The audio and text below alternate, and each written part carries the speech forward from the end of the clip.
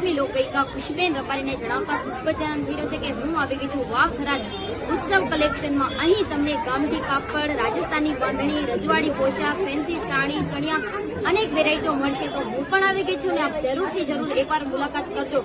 તો 5 રાજસ્થાની બાંધણી મોકલાવું મારા વાલા। જય બરોડા, જય દ્વારકા।